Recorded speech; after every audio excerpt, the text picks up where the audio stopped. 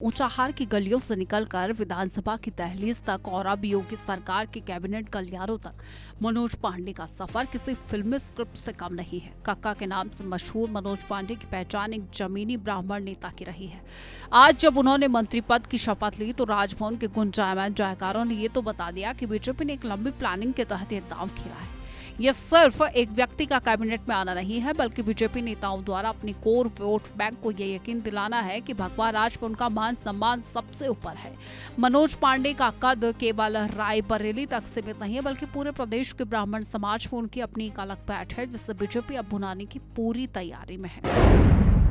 अब योगी कैबिनेट में जगह, ब्राह्मण कार्ड खेला, नाराजगी के नैरेटिव पर चोट। पिछले कुछ समय से विपक्षी दल लगातार ये नैरेटिव सेट करने की कोशिश कर रहे थे कि यूपी में ब्राह्मण वर्ग बीजेपी की कार्यशैली से असहज है। एनकाउंटर पॉलिसी से लेकर प्रशासनिक नियुक्तियों तक पर सवाल उठाए जा रहे थे, लेकिन बीजेपी ने मनोज पांडे को सरकार में शामिल कर इस परसेप्शन की हवा निकाल दी है।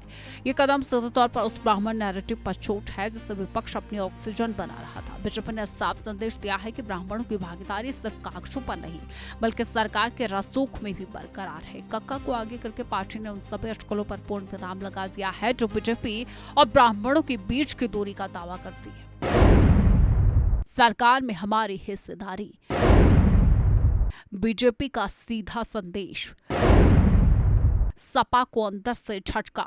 मनोज पांडे कभी अखिलेश यादव की उस कोर टीम का हिस्सा थे जो विधानसभा में सरकार को घेरने की रणनीति बनाती थी।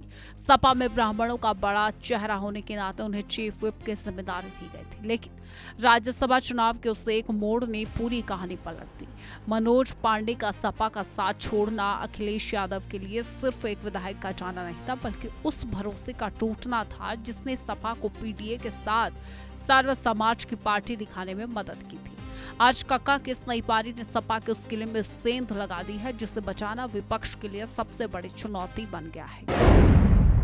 अखिलेश के करीबी थे कक्का, अचानक बदला पाला, राजनीति में बड़ा ट्विस्ट। बीजेपी की यह रणनीति मल्टी लेयर है।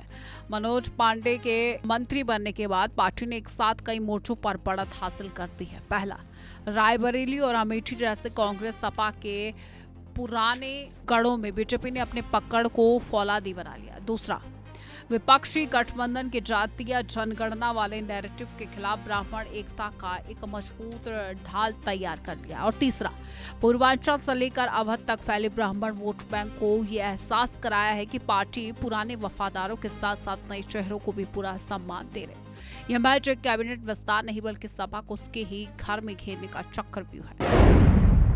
रायबरेली अमेठी पर फोकस, ब्राह्मण वोट बैंक साधने की कोशिश, सपा को उसके घर में घेरा। तो क्या कक्का का ये भगवा रास्ता यूपी की राजनीति का गेम चेंजर साबित होगा? मनोज पांडे का मंत्री बनना क्या वाकई ब्राह्मण समीकरणों को पूरी तरह से सेट कर देगा, या फिर सपा इस झटके से उबरने के लिए कोई नया ब्राह्मण कार्ड खेलेगी? सियासत में कोई भी कदम बेवजह नहीं होता और मनोज पांडे की एंट्री तो ये बता रही है कि 2027 की लड़ाई अब परसेप्शन के धरातल पर लड़ी जाएगी। अब देखना दिलचस्प होगा कि कक्का की ये नई पारी बीजेपी को कितनी ऊंचाइयों पर ले जाती है और विपक्ष इस घेराबंदी से कैसे बाहर निकलता है। यही बनेगा आने वाले दिनों में यूपी की सियासत का सबसे बड़ा रण।